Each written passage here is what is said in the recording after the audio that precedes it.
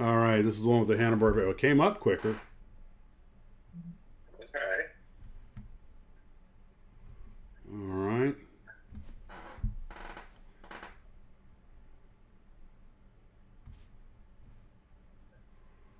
The audio is still on, so that's hot.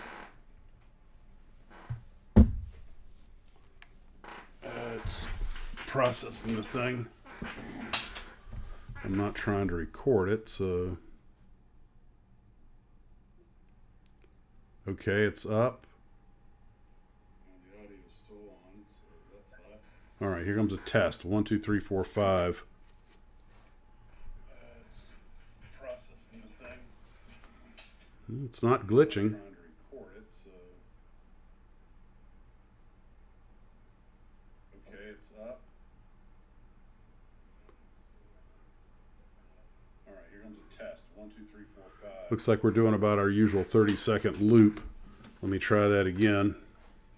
This time I'll run the clock on it. Let's see. Clock. And hack. So when you hear me say hack, I'll be able to get a... Looks like we're doing about our usual 30-second loop. Let me try that again. This time I'll run the clock on it. Let's see. Clock. And hack.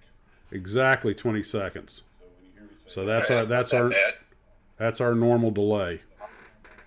So we might actually be operational here. I had to apparently for some reason it made a change to a lot of its settings. Exactly 20 seconds. Oh, let me turn the volume down. And I'm not seeing any glitches. The little satellite's still wiggling. So I think we might be operational. Got it.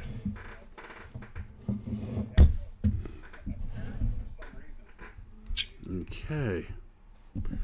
Now I'm going to put it to the acid test. I'm going to run the intro and see if that runs without any hang-ups. Let me just real quick. Video capture, transform, fit to screen. I'll just move it over here. Okay, so I'm going to turn off the sound of the video and run the intro, and let's see what happens. To the Batmobile. Let's go. Atomic batteries to power. Turbines to speed. Roger. Ready to move out.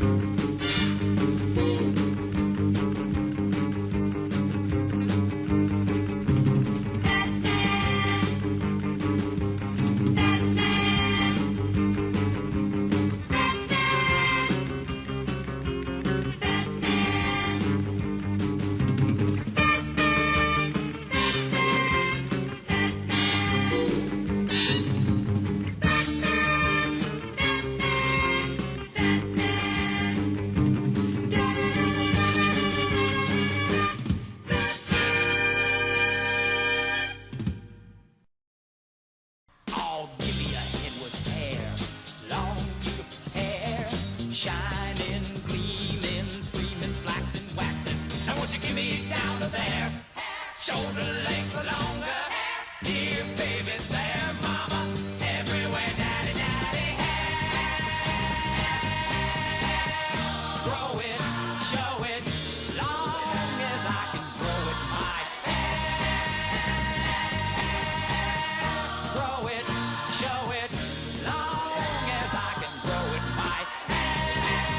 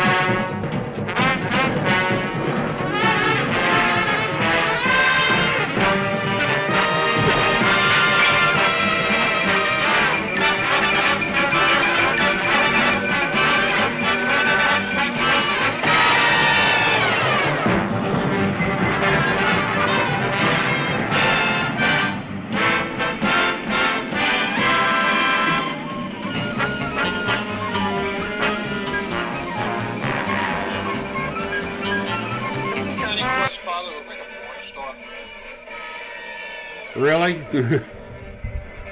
That beard and that goatee. Does have that look.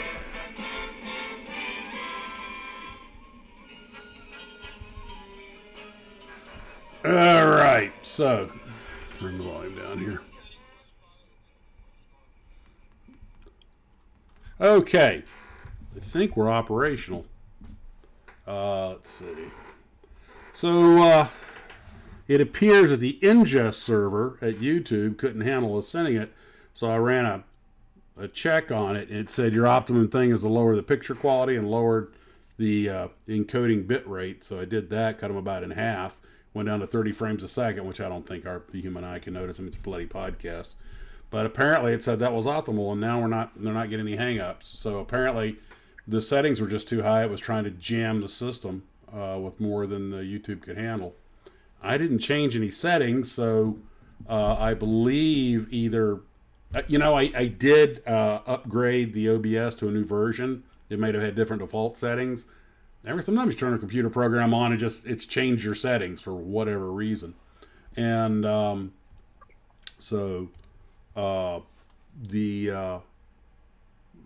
I got them cranked back down, and the picture and everything looks fine. I mean, it's not like you need to see me in sterling color. So at least we're operational again. We did visit everything last night that I had saved, so I'm not really worried about going back to that. But I did think I would cover a couple of little things that I did today. Let's see.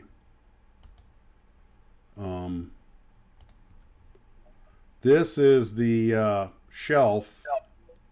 I put. You know what? I tell you what. Start with this. Went over to Hurricane Hobbies, and I had to pick up some more of that liquid, that fake water for the diorama, and I noticed that Ian's rotated a lot of models. He has an entire section dedicated to like Gundam and stuff like that, which I know sells well. And it even had some Pokemon kits, which I didn't even know they made Pokemon. Bandai makes Pokemon kits. And, not my thing, but it's, I figure, well, they're plastic models, so, the channel covers them. And so, whatever sells, but he's got an entire dedicated section to them now. And I know that Mythical Mountain and a few other places around here carry pretty good supply of too. So these things, they fly off the shelves. And I've never heard. I mean, I know of Macross, but he's even got some Macross kits now by RE. And I just thought, well, it's different. I'll mention it today. If anybody's into that stuff, Ian's got some on the shelf. But what they had that surprised me was they had the Back to the Future DeLorean by Aoshima. But what I don't understand is why on earth would they use the rear end of the car coming out of the trailer for their box art? Because it's like the most unflattering view of the car. And it's obviously a screen grab from the movie, and I see you got the tag out of time, but that's just not what I would put on the box art to help. That does not help sell the kit. And they've got plenty of good photos of it. On the side, you'd think they'd use one of these pictures. So I'd love to have been a fly on the wall at that meeting. But still, it's the DeLorean from Back to the Future. That's a kit that kind of sells itself. So today I got back to work on the Deluxe World Cruisers, and we're done here. I'm going to go do some more work. I am kit bashing the dolly that takes them from the land to the water when they're on the floats. And I only found one photograph. So I tore up parts from the V1 dolly and from the that's the Tamiya 148 scale V1 dolly, and also the pallets that came with my tractor trailer, and they're working perfectly. I, of course, still have to paint it and everything, do a few frills and fancies. This is the Godzilla shelf now that I've moved all the models out to the Tarbis that were up here on the top shelf. And this, of course, created a lot of space in the glass cabinets in the living room, the pilot room. And there are a few of them are behind me here on the shelf. And a little rearranging, just trying to make some more space. That's all temporary. I'm not sure where a lot of that stuff's going to go. But And I also spent part of the day repairing models, put that you know, just stuff had fallen off of them, including getting some of them up on stands. This is getting started on the Douglas World Cruiser diorama, and it's a test fit of the trailer before I started working on it. Got the Canberra that I made a while back up on a stand.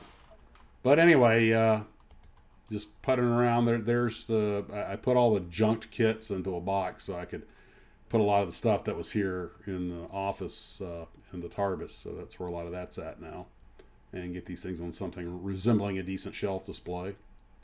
And I found this old thing with 3 wires sticking up. I was like, hey, it's perfect for just setting the V1 on top of an impromptu stand. And oh no, that's my 3 Jeeps for the 3 of a kind thing. I'm not going to show those off. Anyway, that was just today's activity. But main thing I want to do is get this live stream working, and it seems to be now. And so I didn't download anything for this because this is all technical stuff about getting this working. So I guess right now it's just a gab session. So guys, anything you want to talk about, let's start putting comments on there, and we'll just discuss anything you want to discuss. Hopefully, I'll remember. I'll screen grab those settings. So, and if before I launch live streams from here on out, I'll make sure to make sure all the settings haven't changed. And yeah, you're right. 30 frames a second is fine, because I mean it's usually it's still pictures or it's me, and I mean, you know, let's be honest. This thing works just as good if I'm in the picture or if I'm not. One might argue it adds to the aesthetic. You know, most of these podcasts, they just stick up a photograph, and you know, that's it, and that's what you get for the whole thing. But I'll only go grab a photograph to stick up here. Let's see. The Sherman. I do like that kit by Tamiya. It's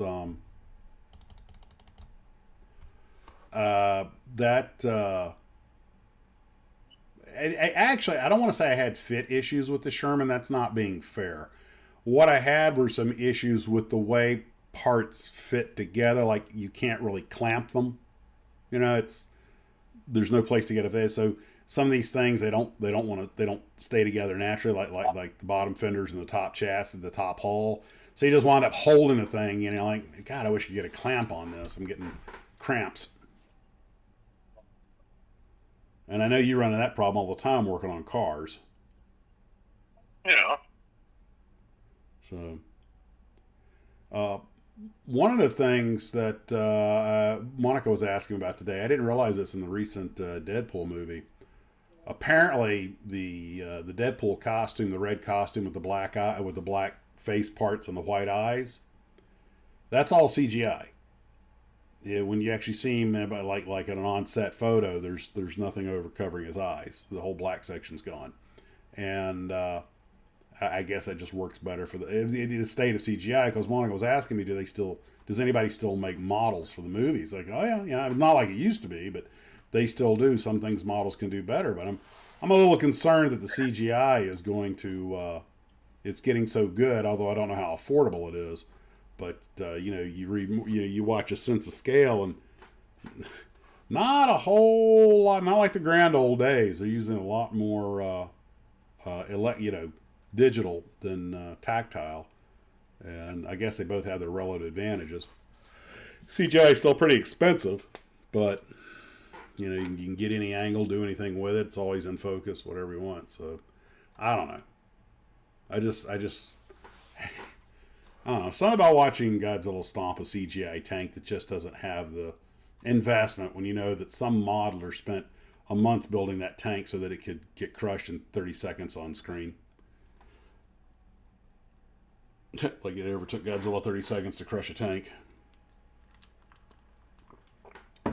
But, I don't know. Maybe just an old timer hates to see, you know, all this magnificent artwork going away.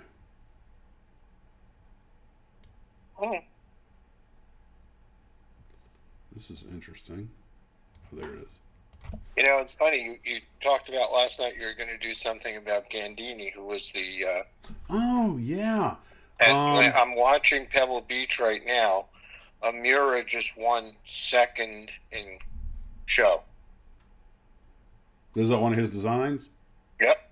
For those who don't know, in fact, you know a lot more about cars than I do, so I'll let you make the announcement. I mean, I imagine most folks know. Well, Gandini, who was the head of design for Lamborghini for many years, passed away, and you know, he will be missed. He did the Miura, the Countach, a lot of other very, very famous cars that are part of the supercar collections. Here, I got a picture of and copy. All this stuff.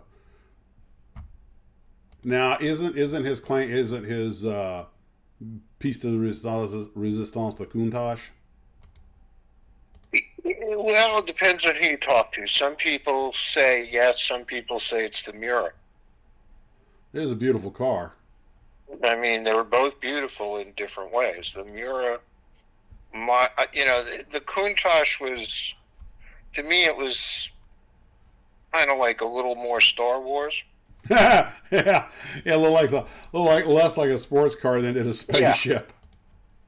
Yeah. You know, but the Miura just has those gorgeous lines. I mean, it just speaks to you. That's one of my favorite cars. I think I built a model one. It is a beautiful car. Here it is.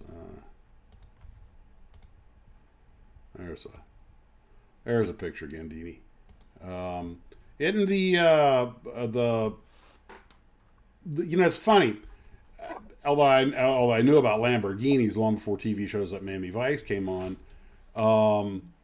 One of the things that I was like, okay, they're driving around in the fake Spider, and then was a Testarossa, the next one they got, and I looked at the Testarossa and I was like, but it had that big rearview mirror hanging off the side.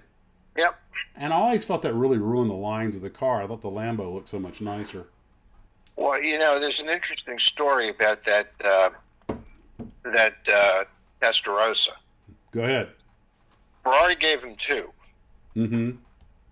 They're one that you see in the show when they're doing all of the what you would call hard driving. Uh-huh. That's actually a Di Tomaso Pantera with a body of a Testarossa on it. Mm-hmm. Because the Testarossa wouldn't have taken a lot of the things that they were doing with that car in the show. Mm-hmm. Okay. So I gather that which Ferrari was all on board with, because the other ones were real that he drove as everyday drivers in the show. Mm-hmm. But I believe they had to blow up that fake one they had that was part of the deal. Yeah, part of the deal was they had to blow the Daytona up, which was a Corvette underneath. Yeah, I doubt too many tears were shed over that car. No. I mean, it did look the part. Yeah. If you didn't know what the real car was like, it looked the part. I imagine I imagine there's a lot of other knockoffs of that thing running around that a lot of you see are probably really just Corvettes. They kind of shut them down. Well, what's the one at Desertland? Is that a real one or is that a knockoff? I think I'm not sure. I really am not sure. I didn't look that closely at it. My guess is it's probably a knockoff. Yeah, I think it said it was, but most of those cars there's a repros, the Batmobiles and the but Galopin has one of the real Batmobiles though, right? No, his is a replica. Oh, okay, it's a replica of the number 2 car then. Yeah.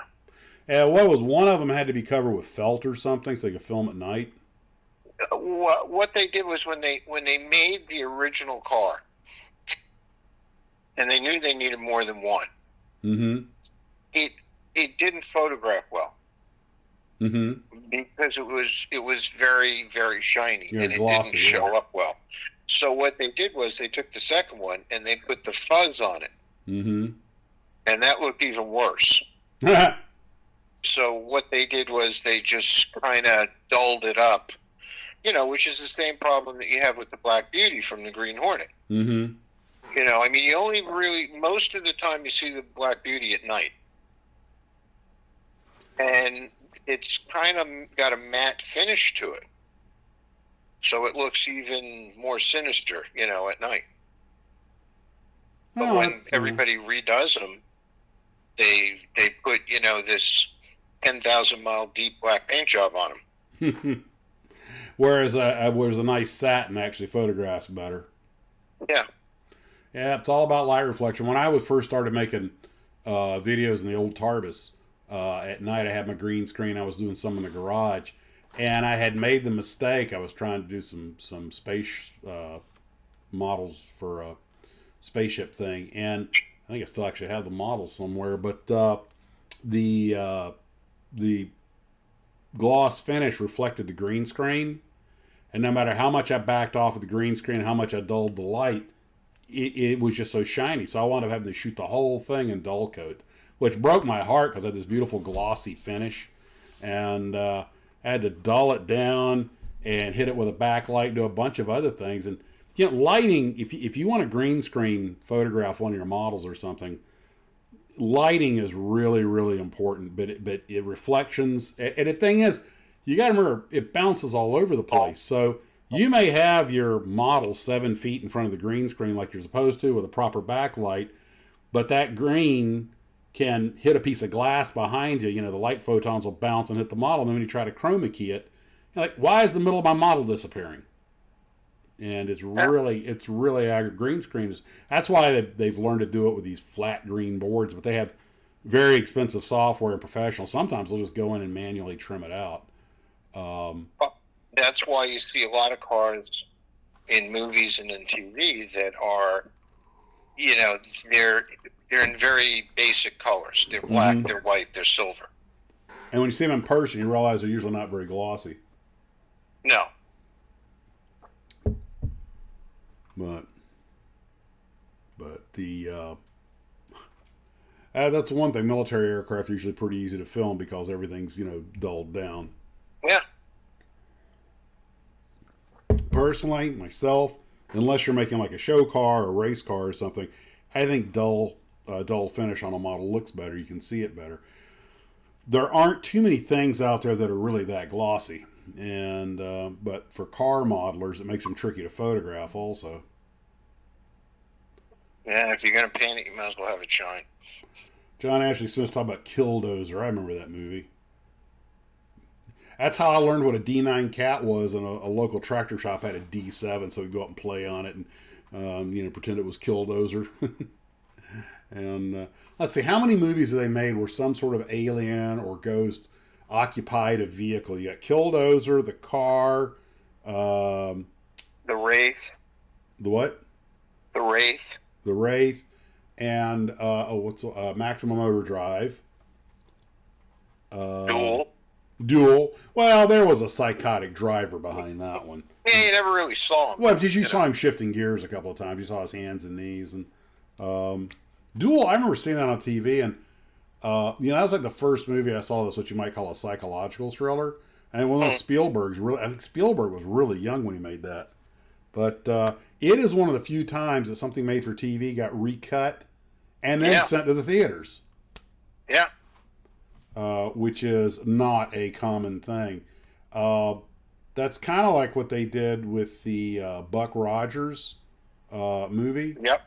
And I think it was it Dan Monroe that was covering that, and but I had told that it was a pilot that didn't sell, and then so they just released it in the theaters. But I think it was a pilot that did sell, but they decided to release it as like a promo or something. I forget. I think it was Dan or somebody covered it. But I remember seeing that in a theater in San Antonio, Texas in '78, because it was the year before I went in the Army. And What were you doing in San Antonio, Texas? My brother was based at Randolph, so I went out to visit him, and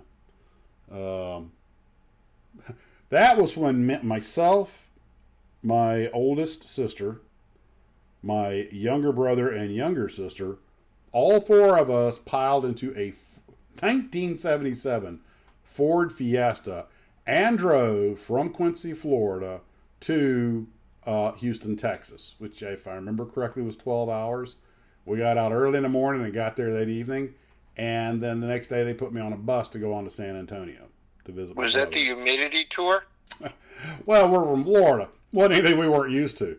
That was the one time in my life we saw real, honest to God, Ku Klux Klan. We were going through a town in Mississippi, and they were out there in their robes in 90-degree heat and 100% humidity, so I hope they were frying. And they were out there trying to pass out their flyers with their hoods and everything. And all I could think was how, and I was like 17, right? 16 or 17. And all I could remember was how bloody ridiculous they looked. And I'm like, grown men out here in their white silks with their things, and they had their faces showing. They didn't have masks over their faces. But they had the dunce caps on and the flowing robes, and they're out there passing out their literature. And of course, we didn't stop. But I was just kind of like, well, you know, it's a free country, so yeah, you want to do that, go ahead. Personally, I rather appreciate the fact that they show everybody who they are. But oh well. And so, but we got to Texas, and I remember driving the bus on a Greyhound bus, and the only seat open was next to this probably 18-year-old Japanese girl. So, lucky me, unlucky her. Very pretty Japanese girl, but I guess she's about 18, probably about a year, 2 years older than me. Anyway, I sit down, smile, sit down next to her, and don't see and look over. She's reading a book in Japanese. So I'm like, okay, she's the real deal. And I didn't speak to her for a while. But did you ask her if she liked Godzilla? I didn't think about it, but I just couldn't resist. She did speak very good English, and you put a teenage boy and a teenage girl next to each other, they're going to start chatting. But I gave her some peace, some peace and quiet. Probably took me at least 5, maybe 10 minutes before I started bothering her. And hey, for a 17-year-old boy sitting next to a pretty girl, that's, you get a medal for that. And it wasn't 5 minutes before we were talking about World War II. I wonder how that happened. And she said something that I remember to this day that just, I loved. I was like, oh my God, this girl is awesome. And she goes, well, Midway's where we really screwed up. And I was like, you have my attention. And I was like, oh God. Yeah, welcome to sitting next to Max. If she ever happens to tune in this channel, she's going to go, yep, he hadn't changed. I'm watching Pebble Beach, and they just gave this woman first in class for this beautiful Talbot Lago 48. They call her up. She revved it and blasted up and locked them up in front of the judge, giving her the ribbon. I'm like, oh my God. Oh boy. Is this live or is it Memorex? It's live. Didn't you used to sell Memorex? No, I sold Maxell. Maxell, okay. But I sold the computer stuff. I didn't sell the audio videotape. Hey, Herman. Yeah, I always wondered why I was never popular with the girls as a teenager. Probably it's because within 5 minutes, every conversation had turned towards airplanes or models, or, Or the war. Oh, yeah. Which Vietnam just ended back then. We were talking about last night, when as soon as Nixon got in office, he started to draw down, started the Vietnamization of the war. Let them fight their war. He started bringing the troops home.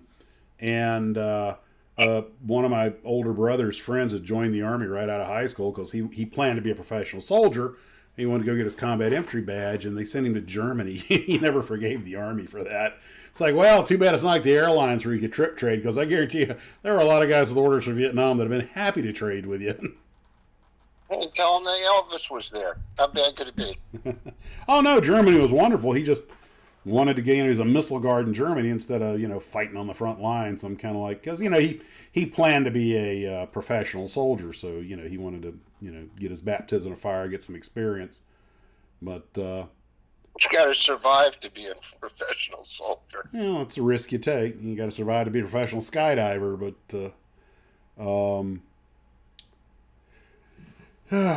it just always cracked me up that the one guy who really wanted to go, that maybe why they didn't send him. This guy's a little too anxious. But he also went in like 71 or 72 when everything was winding down. They were bringing everybody home. But, although the models are better now than they were in the 60s, and you can get models of stuff that didn't even exist back then, and they make a model of almost everything now. I think one of the things that I miss about the 60s and the 70s was the model of the car. You could make a model of the car that you came in, In other words, you could be a hobby shop buying a 69 Firebird, walk outside and getting a 69 Firebird. There aren't very many 69 Firebirds left.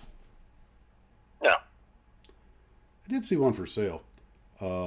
They don't make a lot of modern kit car. I mean, they don't make a lot of kits of modern cars, but they all look like eggs. So they do make some, but every year, what were these things we were talking about earlier today? The Tucson and the, what was that other thing? Was it Hyundai Tucson? And let's curious. Let's just see if they make a kit of that. I don't really think they make very many modern cars because, I don't know, I guess they're just not inspiring to look at. And when we were kids, they were like, nope, not a one. And let's do this. 2023, enter. Full kits.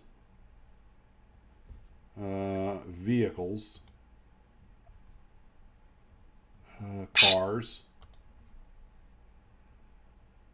And a 69 GTX for $5,500.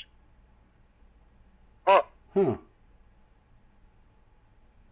Yeah, all the cars that are 2020, I'm putting in 2023 as the date, but that's when the molds were cut. Oh, I don't know. Okay.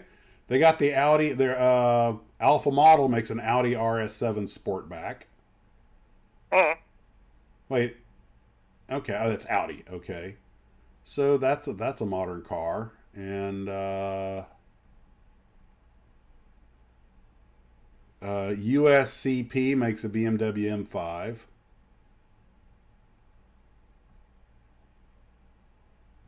Ebro models. Brabham Honda BT18 F2 1966 Clear Cowling Edition. Is that a Formula One or an Indy car? Formula One car.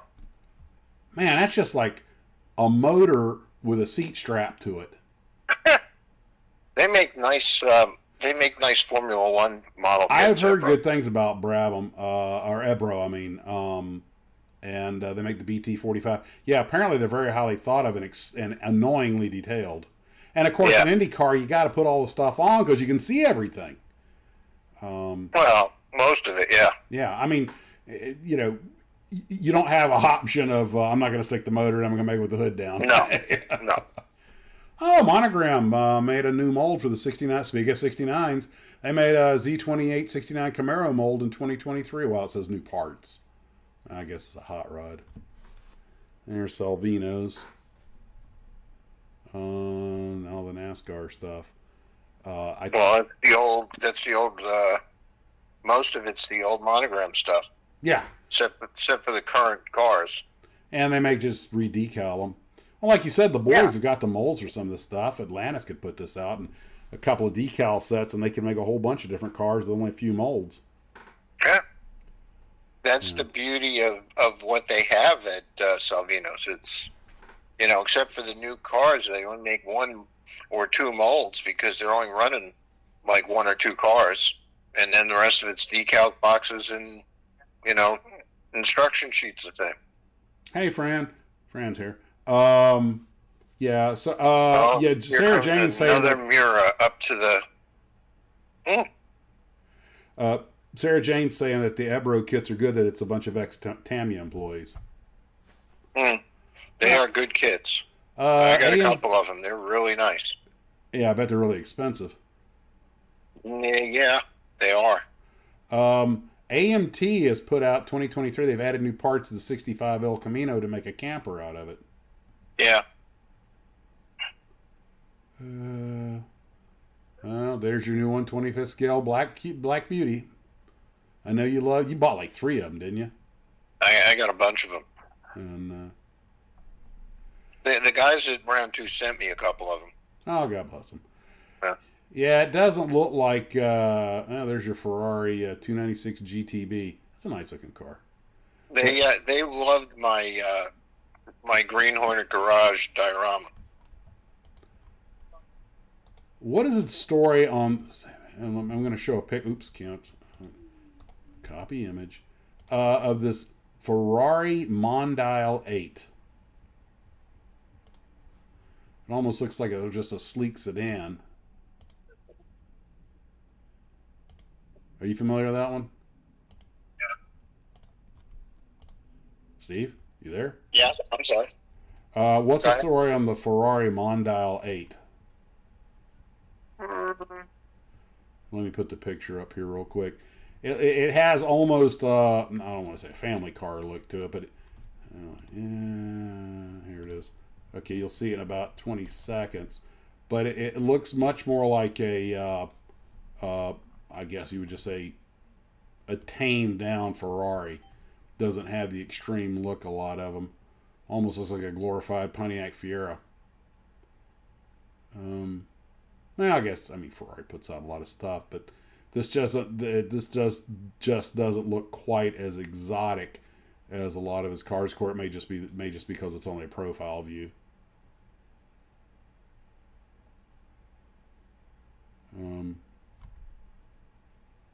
I never heard of the Mondial or Monday. Yeah. Is this like a lower end Ferrari, or does it just have a more pedestrian look, or is it combination of both? Okay, so this is kind of your daily driver Ferrari? Yep. Is that a back seat in it? That cannot be a back seat in it. Yep. Wow. The dog. And he ragged on Ford about, it's not an ugly car. He told Ford he made ugly cars, but I'm like, what the heck is Ferrari doing making a four-door? That's not a four-door. Not a four-door, a four-seater. The four-seater is not a four-door. I'm sure the back seat's for a 6-year-old, but still, just, yeah. I don't know. The family Ferrari. I guess it is the family Ferrari. Oh, he had a couple. They made a few of them that had back seats. Not many of them. I know Maserati made a lot of them that did. What was that Maserati that what's his name? Old James Bond. Roger Moore was driving in was it the Persuaders? Tony Curtis had the Ferrari.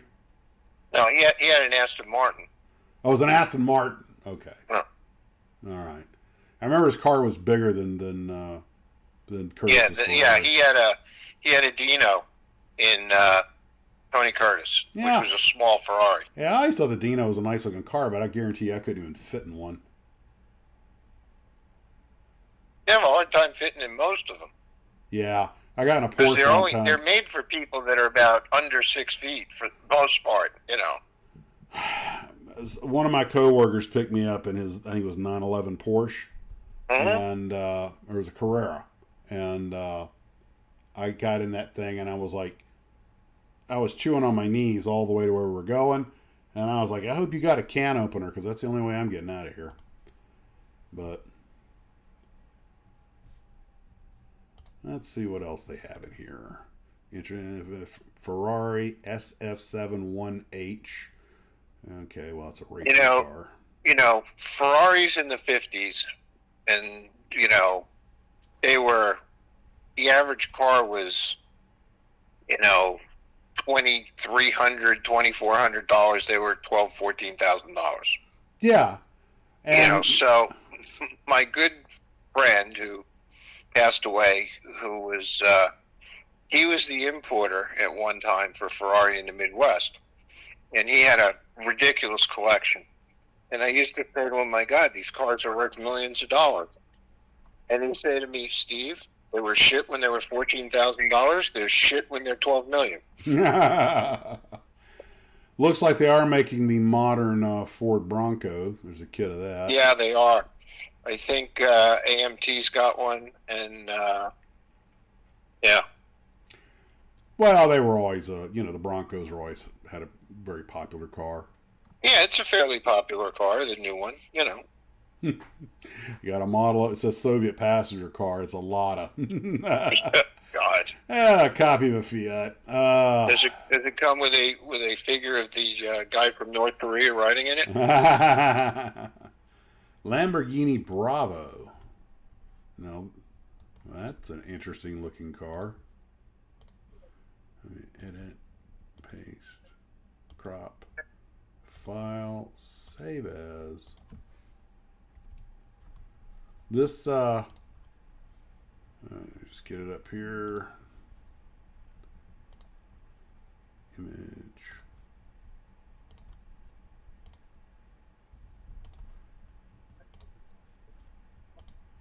Again, this looks, that almost looks like a DeLorean with the profile. And all it says is Lamborghini Bravo. SMP, Super Modeling Project 24.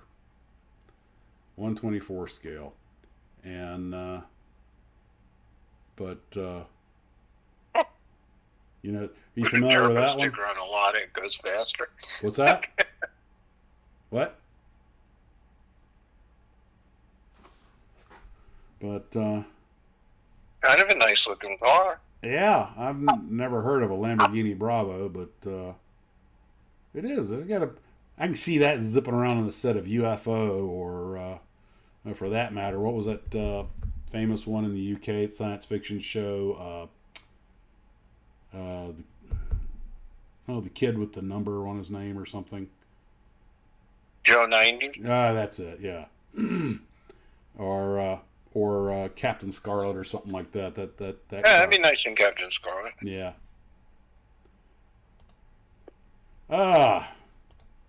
So now we will switch to talking about model airplanes. Ooh. There is real quick before I forget, Dan, even though Dan Monroe's over in England, but I guess he time released some videos, but he did an interview on Huck's Pop Culture, which I went and saw, which is now up on his channel if you want to see it there. And let's scale mates, Douglas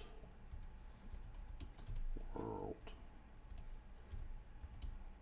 I wanted to mention, got email from Mike Machat, and as famous as the Douglas World Cruisers are, there's only one kit, and that's by Williams Brothers, and it's released as a single airplane or as the 4 airplanes.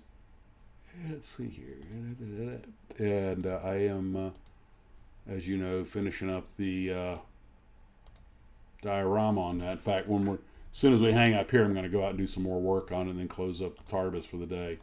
But the Douglas World Cruisers are coming up on their 100th anniversary, because it's 1924, and Mike is extremely busy with all the preparations for the big brouhaha they're going to have there, since, where he's at is where Douglas was based. And it's quite the thing there. And I want to have it done in time for sending some pictures of it. But when I started said, I was going to do these 4 airplanes and started rigging them and everything, I did not appreciate what a can of worms I had opened, because on top of all of the rigging, these things, especially when you put the floats on them, they got a ton of strut bracing, and in 1/72 scale, and all these kits have a ton of flash on them. So you're filing down these tiny parts, and and so many of them are so similar. Once they're off the runner tree, it's really easy to get them confused. And it just kind of turned into a nightmare after a while. And I've seen some guys do some real nice jobs. They built one of them, but Genius here had to go and try and do all four. When it gets near completion, when it gets completed, I'm going to go, it'll have a permanent display out in the Tarbis, but the decals have gotten old, and I put a lot of the restore on them and everything, and was able to get them to more or less work, but not without a lot of effort. Well, Mike was talking about the email, and I'd watched some rather lengthy documentaries on it. There were 5 of these things, and of course 2 of them crashed and were out, and they replaced one of them when it got back to Boston. So 2 of them made it all the way around the world. But they did not have parachutes, they did not have life jackets, they did not have rafts because of all the weight. So these guys, and they did have the one crash, but the crew managed to walk back from northern Alaska. So it was actually the leader, the major that was running the show. But they were scud running, and he's trying to stay right over the water to stay out of the fog, because instrument flying back then and ice were just something you couldn't deal with. And all of a sudden a daggum cliff comes looming out of the fog. So it's a miracle they survived. But no one died, which is, back in those days, that's a big thing. They did make it around the globe, but they changed the color of the numbers in some places also to make them more visible. So the planes, it took like 8 months to do this. They went through a lot of changes on the way, swapping gears, swapping wheels. Massive infrastructure, and they thought that they were showing the world, hey, look what we can do with aviation. But despite all the wonderful accomplishment, it kind of backfired on them politically, because their critics said, yeah, and look how much infrastructure it took to do it. The only reason you guys were able to do this, it took a national effort. And so they kind of use that to say that, aviation is still in its infancy and it's not ready for prime time. And in all fairness, they're right. It wasn't. A few years later, Lindbergh goes across the Atlantic, but still, to do what they did with the equipment that they had, it really is a miracle they made it at all. And the airplane's based on a torpedo bomber, which was a pretty well-established airplane. So very stable, easy to fly, but it's big. And I've seen one of them in the Smithsonian. It is a big airplane. But it is a nightmare to build the kits. But that's one of the hardest kits I've built, just because of, I hate to say this, because Williams Brothers make stuff nobody else makes, but it's not Tamiya. It's like dealing with an Aurora kit. So imagine an Aurora kit with 6 struts on each float plus cross rigging. Anyway, okay, I've whined enough about that.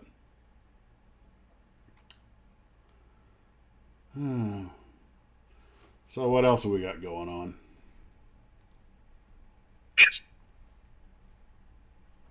Anyone?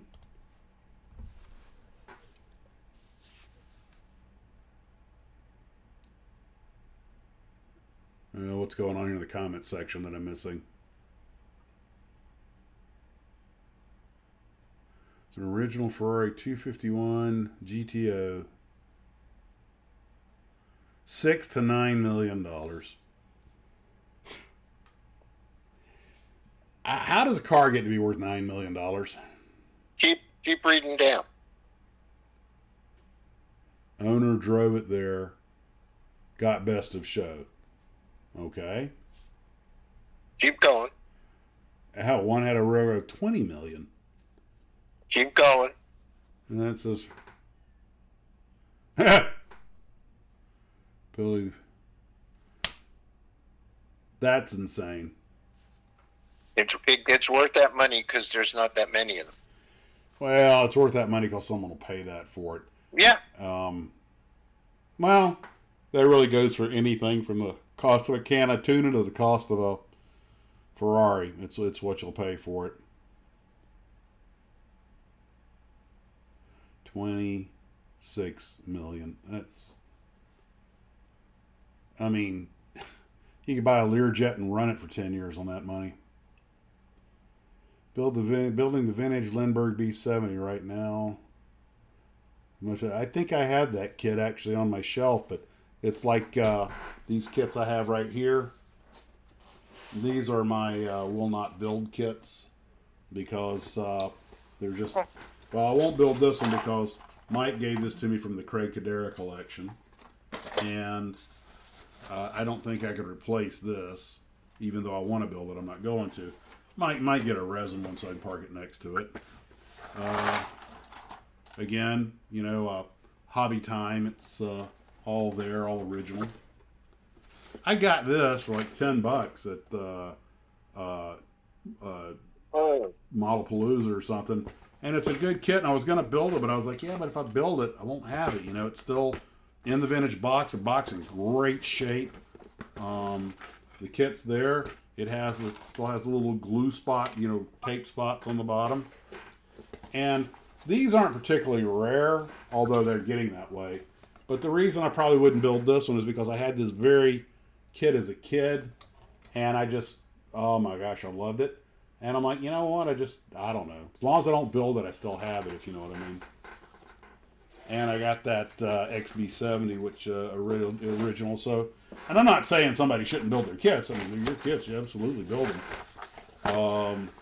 But some of these I just like to hold on to for, whoops, I don't know, I guess the nostalgia's sake, I suppose. Hey, we all got basements full of those. Yeah, pretty much everything else I have up here I'll build. And I don't know what's going to be next. I'm trying. I was going to start on that Troublemaker, that Tom Daniel Troublemaker that was sent to me. And I was like, no, I want to build it, but here's the deal. And I've got that Red Baron that he gave me, the die-cast one up here on the shelf. But and right in front of the little lighthouse is Rommel's Ride. So the reason I won't I've got an unbuilt Rommel's Rod that TD gave me. He signed the box over here. I won't build that because he gave it to me and he signed the box. So, I don't want to crack any more boxes until I get some of this stuff done. I've got 3 airliners, some repairs. I've probably got 11 or 12 kits that I've started, and like there's a lot of them are the easy kits, are easy to build, but I still need to paint them, you know. And I'm just getting backed up on everything. I want to get that table cleared or mostly cleared. I've had that missile set. The missiles, it takes you about that Monogram. Now I guess it's Atlantis missile set. Takes you about 15 minutes to put the whole thing together, but painting them's a whole other story. That's what I need to do.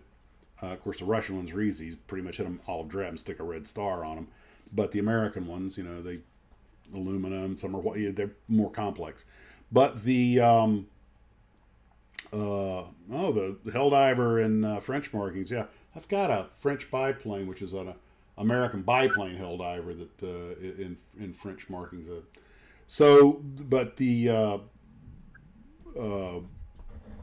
I also had the C-57D sitting on the table, spread out, ready for me to get started on it. And of course, I've got to paint the interior first, and I have to decide how I'm going to do it, because you really need to decide that before you go, because it's got the big landing gears and everything. And I'll probably do it with the, you know, the gears down and everything. It just that thing's just the physical size. And sadly, you know, we lost the gentleman from TrekWorks who did some magnificent lighted science fiction stuff. I'm not going to light mine. You know, the only time that thing's lighted up is when it's landing and taking off and zipping through space. Most of the movie, it's just... And I noticed that when they turned the engine off, they made it the same color as the rest of the ship. Probably just make the set easier to build, the C-57D. What I'm thinking about doing is, since it gives you the clear bottom in case you want to, you know, light it, is vacuum forming a piece to go around that, and that way I can have the silver it's sitting on the stand, and then if you pick it up out of that fishbowl style, you'll see the bottom, which I'll have to figure out how I want to do that. I've seen some really nice. Some guys actually get the light that goes around, and some guys get just the ones that flash. And some of those lighting kits are expensive. I got a couple of lighting kits for a couple of models, including that NX1 that when I ever get around to it, that the lighthouse had a light with it. It's just, I wouldn't call it a lighting kit. It's just one light and a little watch battery. I never got the watch battery.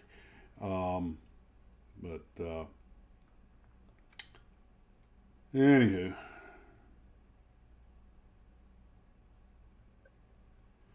About 130 pounds for an original Rommel's rod? Jeez. That's steep. What was it? I found some kind of rare kit, and they wanted 45. It was the 112 scale Red Baron car. He wanted $45 just for the empty box. Yeah, a lot of them, they want $50 for a box. It's crazy. I mean, I'd love the 112 kit, but I'm actually glad TD sent me that instead of the kit, because if I'd gotten a kit from TD, I'd get, great, this is what I wanted. Now I'm afraid that, I don't want to build it. I want to have it, not, but I hate it when that happens. There's only a few kits that I'm like that with. And I've got hundreds of others to keep me busy. And it's amazing. Once again, all this rearranging is because space is becoming an issue again. I might no matter how much room you got, yep, space becomes an issue. And I might wind up just finding somebody to give a bunch of kits to, give them the neighborhood kids or something. And, some of these models I built 4 or 5 years ago, because they were old kits when I built them. They, the decals are old, so even though everything looked fine when it was done, now they're flaking off. And I was in those little hot round PT22s I had today, and all the tail feathers are flaking off of it and everything. And I'm just kind of like, well, I can hand paint, I can tape it off an airbrush, or I can find more decals. That's one thing I did on Douglas World Cruisers. I painted the tails, the red, white, and blue tail. I didn't want to use the decals because I knew that was going to look like crap. And they look a lot better since they were painted. Of course, horizontal stripes on a rudder are pretty easy to do. So, but the it's one of the big advantages of a 1/72 scale. But I'm going to have to figure out something with them, because I'm going to have to make some space. I am going to buy another set of shelves, these big plastic ones, for the Tarbis, but it's just going to be for displaying models, and just create more display space, because the Tarbis is just getting, as big as it is, it's already full of stuff, and I'm making myself throw crap away. Although a lot of the crap, we all hoard stuff, because you never know, it goes in your bibs and bobs box of spare crap, because you never know when you'll need that tire or that transmission or that weird shaped piece of plastic. Sure enough, a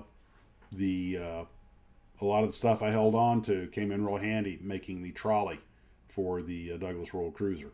So, I saved 50 pounds of plastic to use 1 ounce's worth.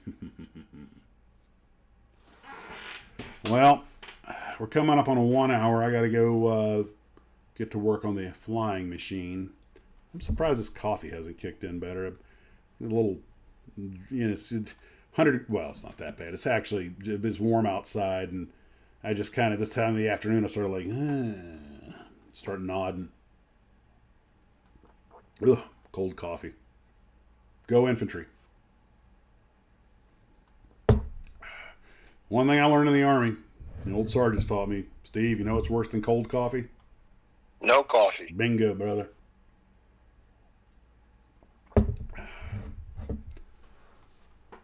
So, what else do we have going on here? Let's see, I should read some comments.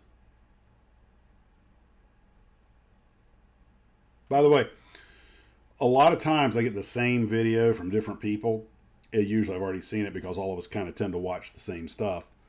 But I did see a 1976 Army training video about combined arms, and a couple of people sent it to me. And I saw it when I was in the Army.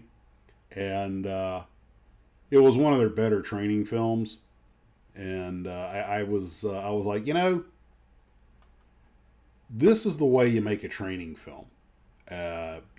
Where when he shows when they do it wrong and all the American troops get knocked out, and then when you do it right and they get to kill all the commies and chase them off.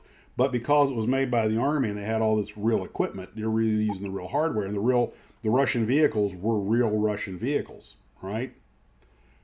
But one of the things that they managed to drum up somewhere was one of the Russian vehicles, and this thing was made in 1976, was a painted up half track, like World War II style. And I was like, now what? They must have filmed this out at the museum or something. I don't know where they got that from. And I was thinking, a World War II American half track does look like a modern Russian vehicle. But Army coffee tastes better at 3 a.m. in the middle of the winter, deep in the woods, and served out of a Mermite container. Hell yeah! Along with a big old dish of Chili Mac. God. Chili Mac. The American Army. When I was in the Army, it ran on Chili Mac. And for those who do not know what that is, that's some sort of concoction of noodles and chili mixed together. Chili macaroni, basically. And, the thing is, I really like Chili Mac. But then, as my wife points out, I like everything.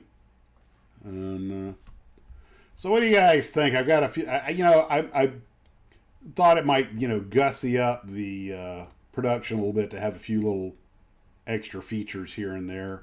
And do you think the Ops Room logo looks better on the bottom, or should it be up at the top? And of course, like it on top. You like it on top? Okay. Yeah. And because it's kind of out of the way, and then it frees up the space in front of you if you want to show something. No, that's true.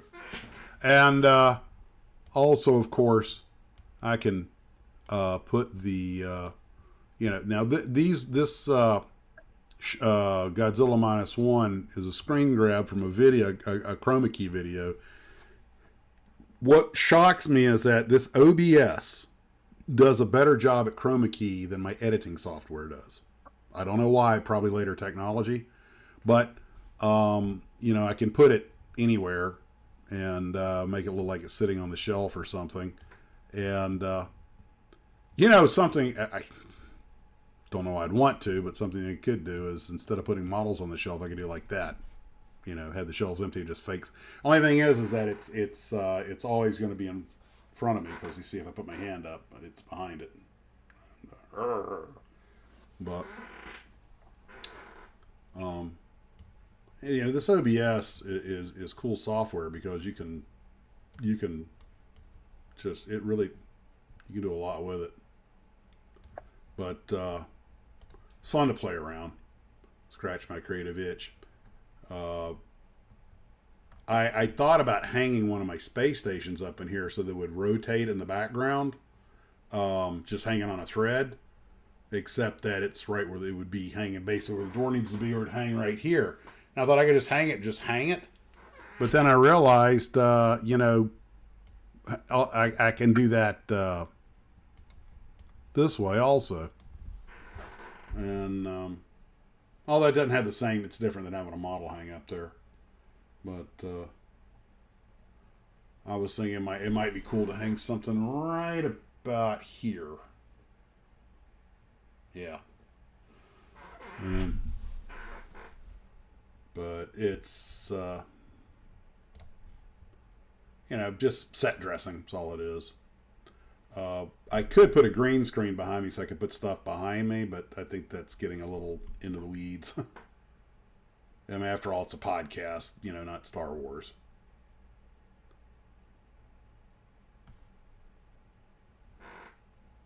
Max and his pets. Yeah. Do a, Yeah. Come here, boy. Come here. Good little Zilla. Good boy. All right, go around and play. And don't eat your brother. Well, guys, I'm going to wrap up here. We got 55 people. Not bad. I'm gonna blast off, get out there, start. Got to put another layer of that clear liquid in. I kind of didn't plan ahead, and as a result, the where the thing's going in the waters is a little on the sketchy side, and I'm trying to clean that up a little bit, but it's and I didn't take a better photo than that. That's anyway. I made one heck of a mess because that tape did not hold the liquid the way it was supposed to. It seeped right through. It got on the floor, and you guys who've worked with that liquid water stuff, you know what a mess it can make. And man, it works better than glue though when it hardens.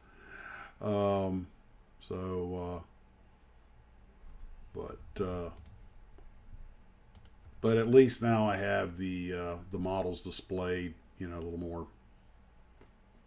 Yeah, I'm going to put a lot of this under glass. I'm going to move the once I get some of these models done, dioramas done. I'm going to move the big glass case, rearrange it, put a lot of stuff in there, and I may have to hang some more stuff from the ceiling.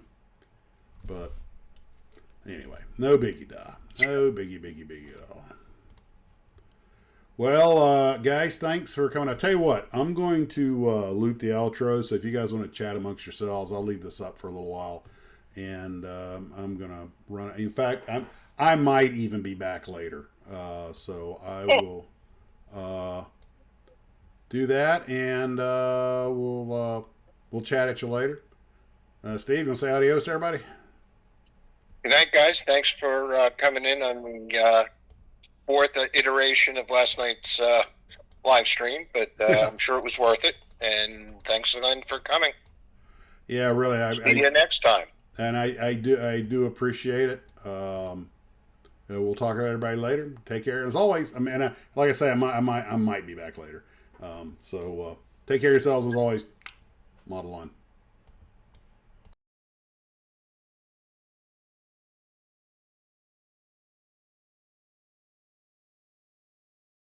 To the Batmobile. Let's go.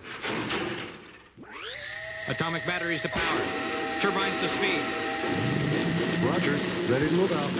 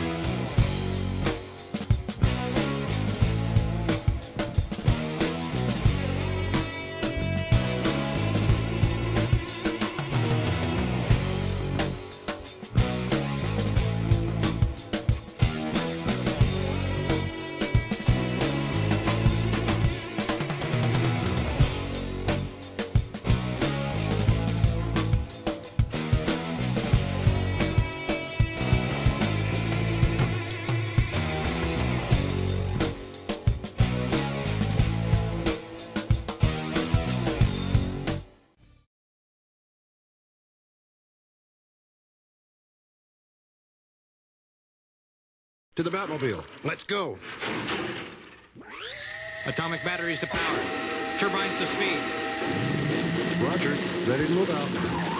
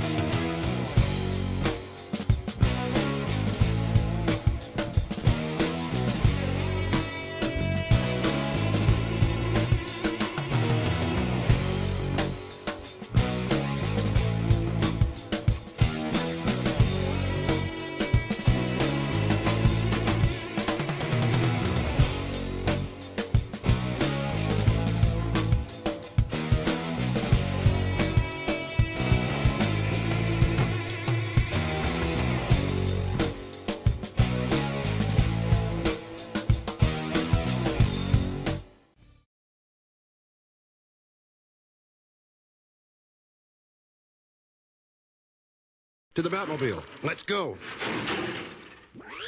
Atomic batteries to power. Turbines to speed.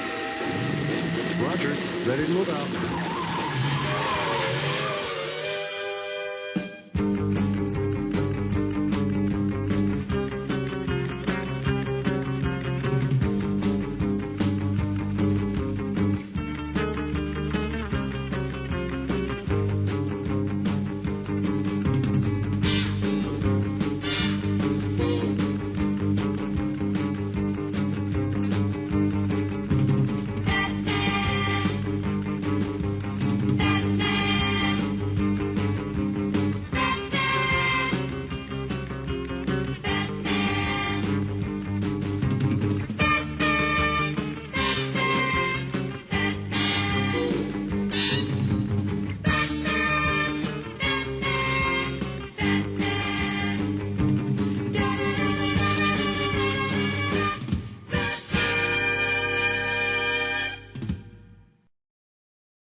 Oh, give me a head with hair, long beautiful hair, shining, gleaming, streaming, flaxing, waxing. Now won't you give me down to there, shoulder length or longer, here, baby, there, mama, everywhere, daddy, daddy, hair. Grow it, show it, long as I can grow it, my grow it, show it, long as I can grow it, my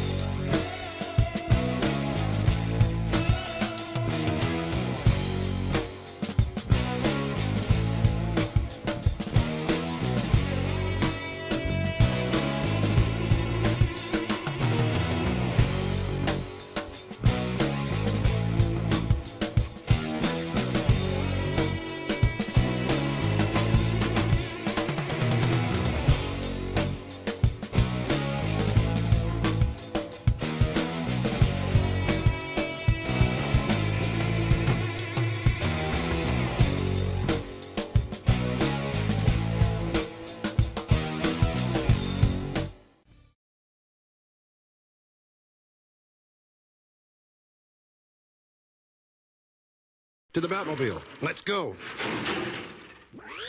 Atomic batteries to power. Turbines to speed. Roger. Ready to move out.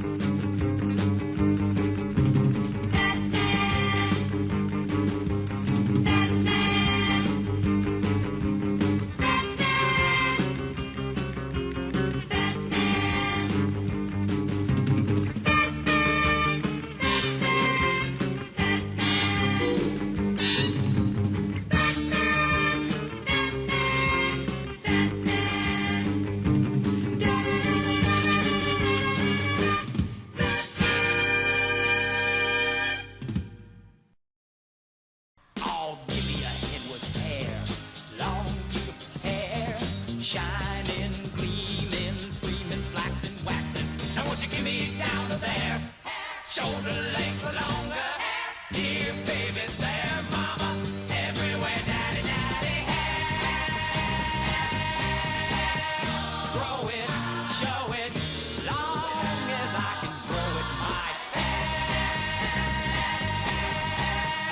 grow it, show it, long as I can grow it, my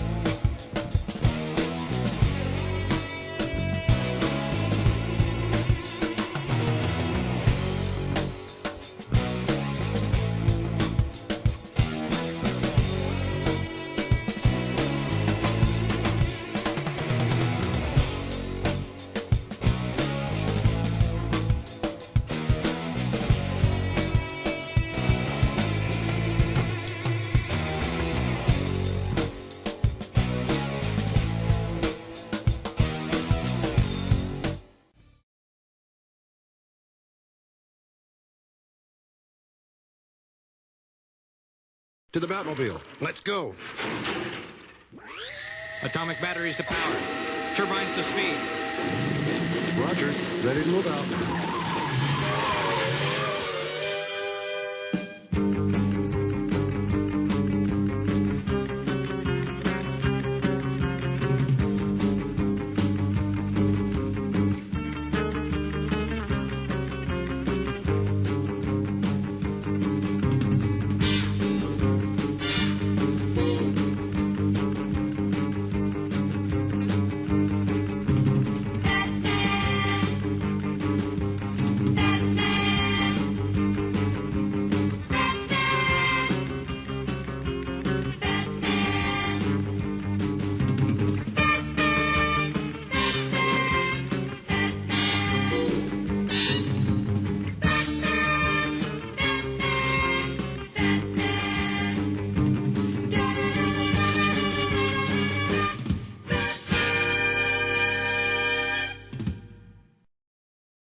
Oh, give me a head with hair, long beautiful hair, shining, gleaming, streaming, flaxing, waxing. Now won't you give me down to there, shoulder length or longer, dear baby, there, mama, everywhere, daddy, daddy, hair.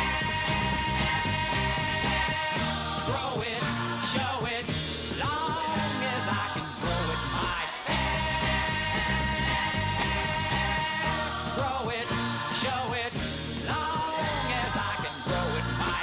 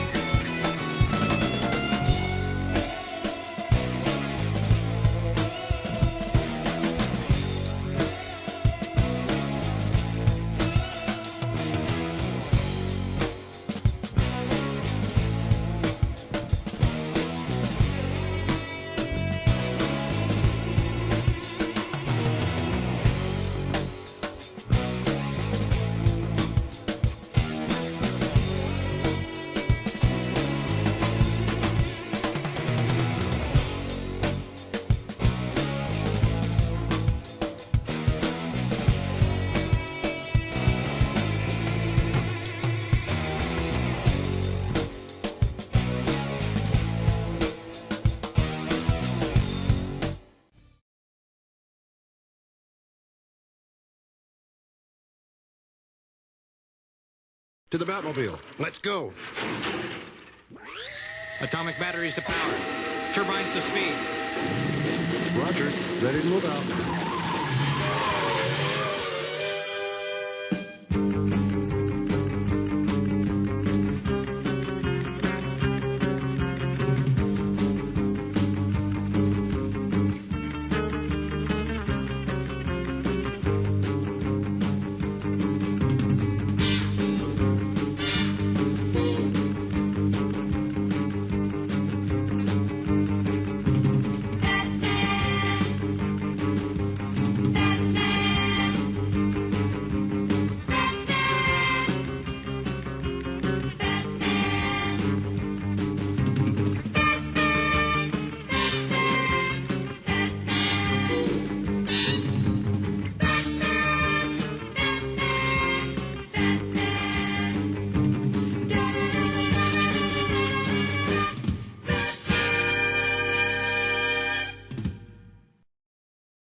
Oh, give me a head with hair, long beautiful hair, shining, gleaming, streaming, flaxing, waxing. Now won't you give me down to there, shoulder length or longer, dear baby, there, mama, everywhere, daddy, daddy, hair. Grow it, show it, long as I can grow it, my grow it, show it, long as I can grow it, my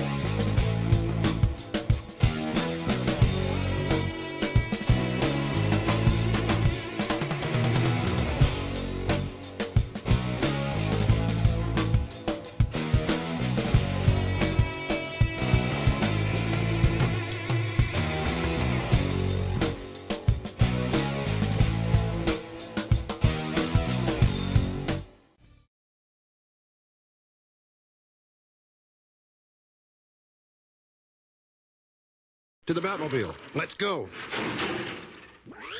Atomic batteries to power. Turbines to speed. Roger. Ready to move out.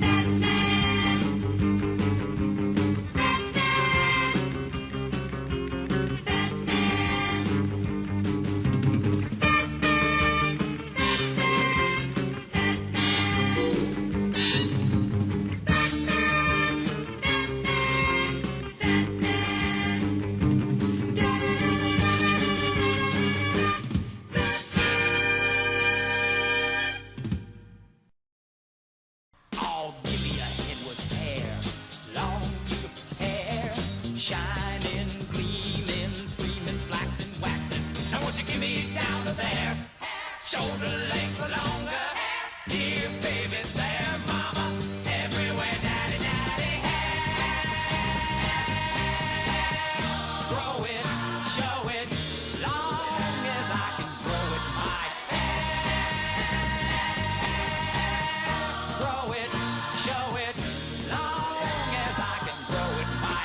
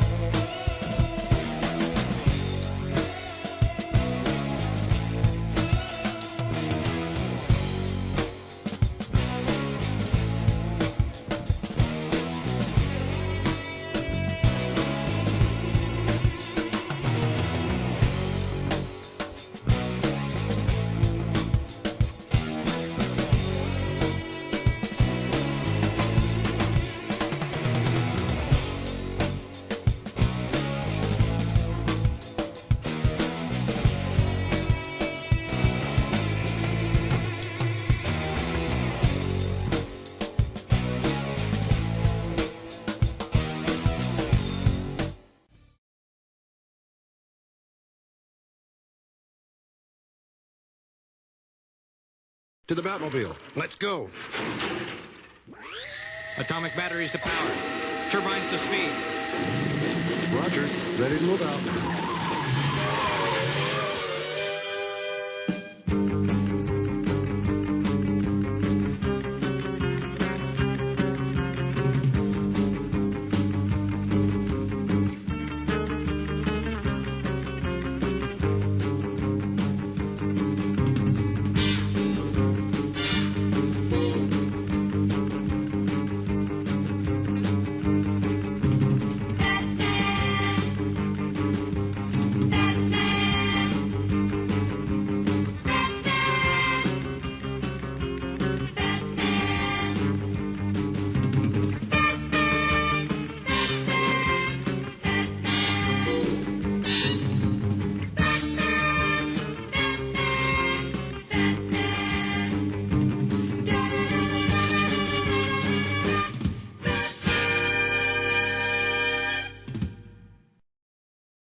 Oh, give me a head with hair, long beautiful hair, shining, gleaming, streaming, flaxing, waxing. Now won't you give me down to there, shoulder length or longer, dear baby, there, mama, everywhere, daddy, daddy, hair.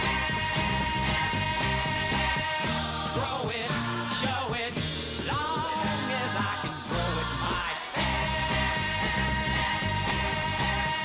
grow it, show it, long as I can grow it, my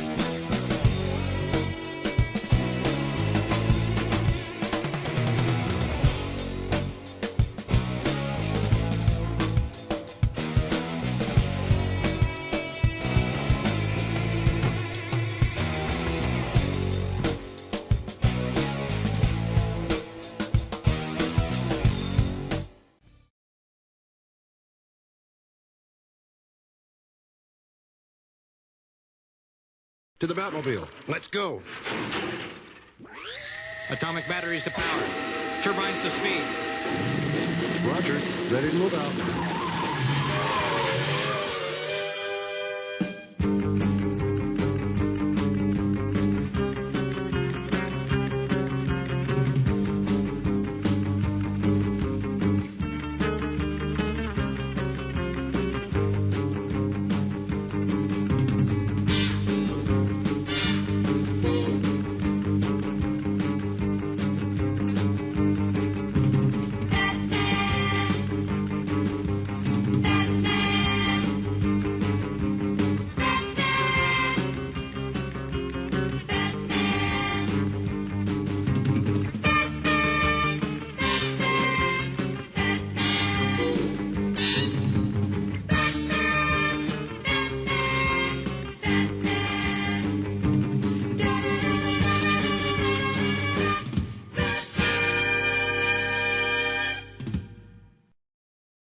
Oh, give me a head with hair, long beautiful hair, shining, gleaming, streaming, flaxing, waxing. Now won't you give me down to there, shoulder length or longer, dear baby, there, mama, everywhere, daddy, daddy, hair.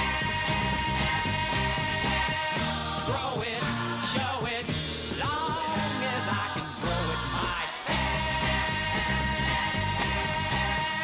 grow it, show it, long as I can grow it, my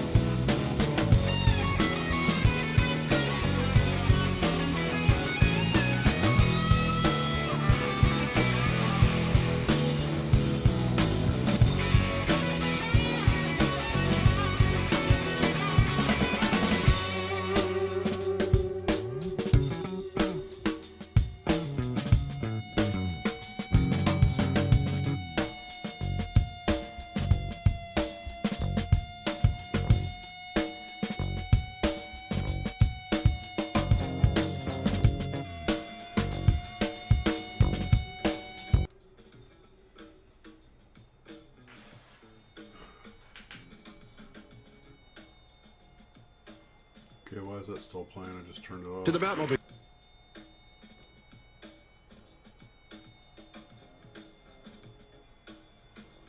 Oh, that helps. If anybody's still here, I went out and did some work at the shed real quick. Show you what it did. Turn this down. Okay.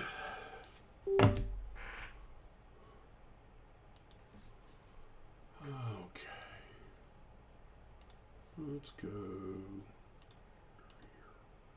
Desym. Camera. Sort descending. View. Extra large. Takes a second to get all this done. All right. The new cat's doing okay. He's still very, very shy, and when my wife goes in the room, he comes right out from under the bed and goes to her. But he's still pretty intimidated by me. Although if I have a little fishy tube, you can give it to him. He'll come up, eat that. Sometimes he'll butt his head up against me, and then it's back to under the bed. Copy. Let's go down here. L test flight. Paste. Okay. So I had a few little chores left in the TARDIS before I shut it down. I just shut it down. So let's start off with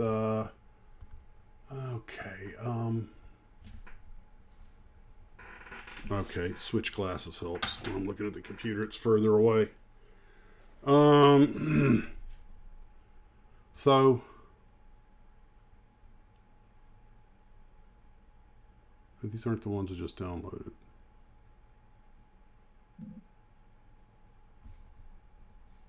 Here they are. Okay. So first thing, I had to put another layer of the clear liquid in on the pontoons. So that's gonna... I didn't have this planned this way, a lot of leakage, so I wound up damming up in front of it. But that... where you see that brown part, that's really not supposed to be part of the diorama. It kind of cuts off there, but I got this stuff to harden before I can trim anything down. So that was one thing, was get that extra clear. I just bought it today. Yeah, I'm not using that Aqua Magic. They were out of it. I left it in there. I got the big bottle because I needed more than it had of something else. So this is kind of how the diagram's going to look, or diorama. You'll have one in the water floating. You'll have one behind it in the process of getting the gear removed and the floats put on. It has one wheel on and one float on. And then you're going to have the one on the right will have, it's up on the little dolly, which I'll show you another picture in a second. And the one in the back hasn't started the transition, so it's still on its wheels. I wanted to show basically the 4 phases of the airplane plus how they got it in the water. Here's another look at it from a slightly different angle so you see a few of the details better.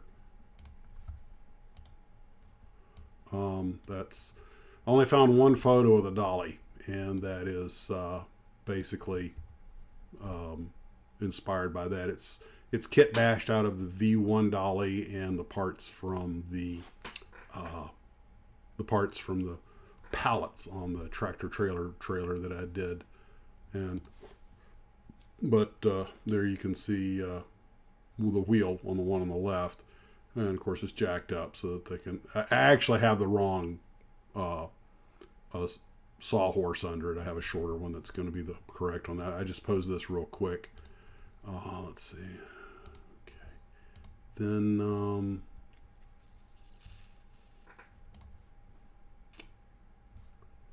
this is what the shelf looks like now. You can see where I put all the models that were here in the room. Basically got the Caribou on top of a box, and the top shelf's getting pretty cluttered. I'm gonna have to figure something else out. You can see I got up top right, you can see I got the kind of the silver Canberra on its stand. And then let's see, the Kafir, I'm putting it. As I started them out on the stand, the nib on the stand broke, so I had to drill a hole in the drop tank, drill a hole in the stand, put a piece of circular plastic between the two, and glue it in place because it's more of a guide. So I'll let that harden overnight, and then the Kafir will go in the shelf with the rest of it. And I might put that in here on my Delta Wing shelf in the house. And let's see, is there anything else? Okay, these are the ones I haven't gotten to yet. These are all waiting for me. Stand corrected. I have 5 airliners that I've started. The 720, the big 727, the old Aurora kit, which is now the Atlantis kit. The Hawk Comet, the Revell Caravel, the Airbus is in the middle underneath that black resin Typhoon, which needs to be fixed. And I think it's the DC-8. Is that the DC-8 in the far? No, the DC-8's in the middle box. The Airbus is in the far box.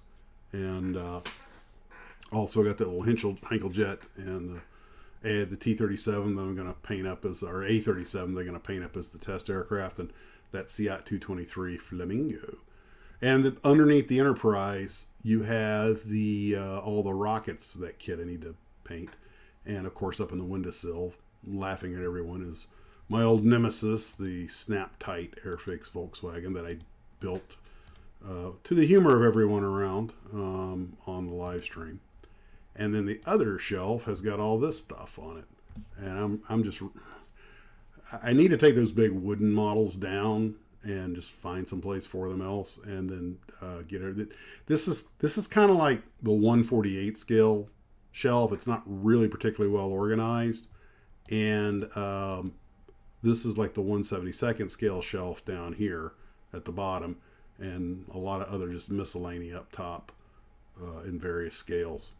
But so that's what I was out in the Tarbis doing, and I think that was that was the last photo that I took. So there's that. So anywho, I'm going to shut down now for realsies, and put everything back together, wash my hands, and start getting ready for dinner. And I think maybe a shower might be in order. So, but perhaps I overshare. So anyway, that's that, guys. And take care of yourselves. We'll talk to you later. As always, Model on.